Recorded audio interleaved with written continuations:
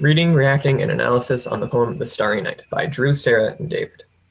So here's the painting Starry Night by Vincent van Gogh, which the poem was based off of. We were asked to analyze what the features of the poem are and the purpose that the poem has. So the poem very heavily focuses on the mood and the tone. It's a rather dark tone, dealing with some very dark elements about death.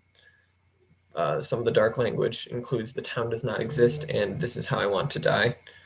And you'll see throughout the poem that the author compares her real life experiences to Van Gogh's. They both have had suicidal tendencies, and that's sort of where her analysis on the painting comes from.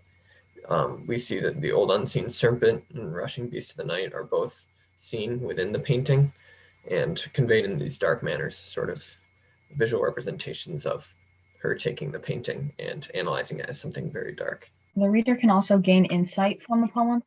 The reader can gain a closer insight to the deeper meaning that Sexton took through Van Gogh's painting The Starry Night. While Van Gogh's meaning was to see the hope and basically the light at the end of the tunnel of a very long and hard road, Sexton took it in a very different way. Van Gogh was a very suicidal and mentally unstable, as was Sexton. They both ended up dying from suicide. Van Gogh was trying to get out of his depression and have hope of better times, but Sexton just wanted to die. She saw the painting as a portrayal of herself. She was the big dark tree on one of the main focuses of the painting, and she imagined the big orange moon being a dragon that was going to suck her into the darkness and kill her.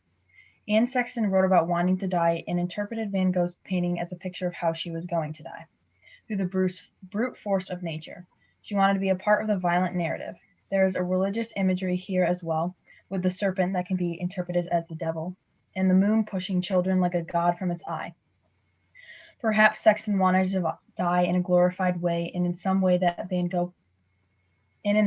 Van Gogh painted the stars, because he had a terrible need for something eternal and sacred. It is unfortunate because Anne did write about her depression and wanting to die. She used her poem as a way to express her emotions and her feelings, and is quite obvious to any reader. The question now we can ask ourselves is if the poem was a cry for help or simply just a message. In the end, it didn't really matter because Anne died at 46 from committing suicide. Based on Sexton's poem, the reader can think of many questions about Van Gogh's painting. Also, was it also a cry for help? Was it an attempt to get out of those dark times and shine through and look at the hope of things? Or was the painting just an escape from his feelings, like a medium to put his emotions to? So we basically just want to know what his actual meaning of the painting was. And the reader can also ask the question why both the poem and the painting convey such a dark tone. We can wonder if neither of them have any help or support. Did they feel alone in their struggles? The only one who knows the answers to these questions is Van Gogh and Sexton themselves, so no one may never know. But it is a wonder to know if Van Gogh wanted help or if he wanted to suffer alone. Analysis on Sexton's interpretation of art. The speaker interprets art in a rather dark way. Basically, a suicide note. Sexton interprets art based off suicidal tendencies. Her and Van Gogh shared. Sarah made that pretty clear. There is more joy within Starry Night than Sexton lets on. Um, the stars can be viewed as mysterious yet hopeful. Sexton's interpretation is reminiscent to a dark take on a classic nursery rhyme. And also, question number 5 in the reading reacting personally asks me whether I disagree or agree with the poet's interpretation of the art piece Starry Night. I neither disagree nor agree with it. When Van Gogh painted Starry Night, it wasn't what he saw, it's what he felt. The painting is not a representation of reality in the moment in time, and anything that deviates from reality has been filtered through someone's senses. So the art piece is an emotion, and with that, anyone who witnesses the piece will filter it through their own emotions and depict it in the way they feel. Um, and so I do not agree with the poet herself. I do not depict Starry Night in that way, but I have no authority to say that she is wrong because she is viewing it through her own emotion, which I believe is what Van Gogh wanted. So one of the most important literary elements here to analyze here in this poem is word choice and order. Specifically, the the words that were chosen to be used and the order in which they are stated. So the use of repetition is obviously extremely important.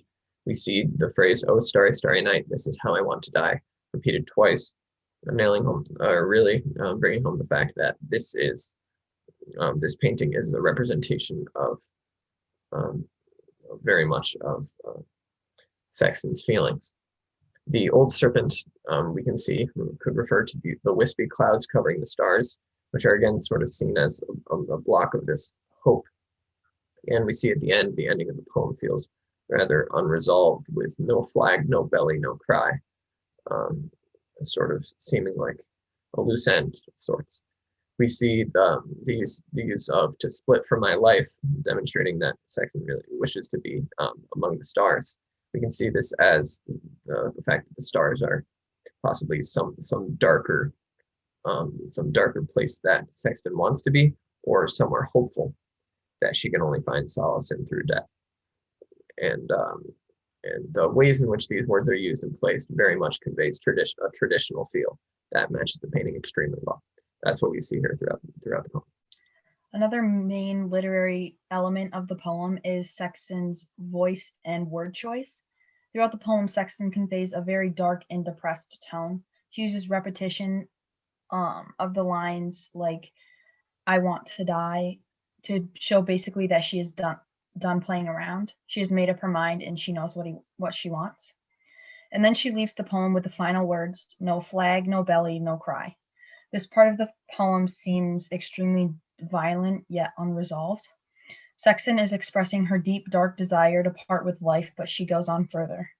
The "no flag" part suggests that Sexton is saying she wants to die, not as a martyr or for any particular cause, not holding up the flag of patriotism or religion. She does not want to die as a victim, and perhaps that's part of the attraction of suicide to her. She also writes that she wants to die with no belly. This is an interesting image, which clearly links to her femininity, the belly being the home of the womb and the place in the body where life starts. So basically, is Sexton saying she wants to die with no belly? Does that mean she wants to die with no gender too? In any case, here she is expressing the desire to die without producing more life in the process. She wants her belly and her ability to produce to be gone. That is mostly not about not wanting to be defined by her womanhood, but rather by her abilities as a poet. There might also be a sense here in which she is saying that she wants her creative production to stop, as it would at her death, and to be final and untouchable. Finally, Sexton writes "no cry." These final words come back again to the idea of surrender. Sexton is saying that she does not want to die a victim or with a cry of pain or defiance. She wants to go willingly, bravely, and on her own terms. Imagery, theme, and figure of speech. Theme is one of experiencing thoughts of darkness and death. Metaphors are utilized throughout the poem. For example, to push children like a god, sucked up by that great dragon. And imagery supports the theme of death. Another example, moon bulges in its orange irons, split from my life with no flag. This is our works cited, and thank you for watching.